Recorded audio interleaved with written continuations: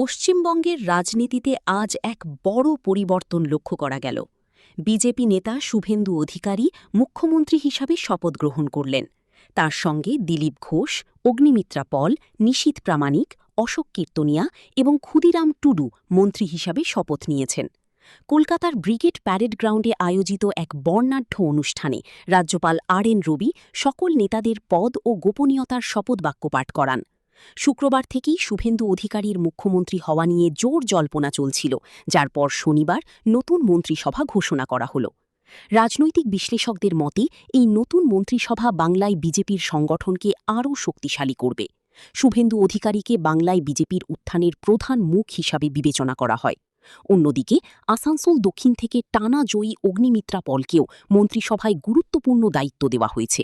তবে এখনও পর্যন্ত মন্ত্রীদের দপ্তর বণ্টন করা হয়নি।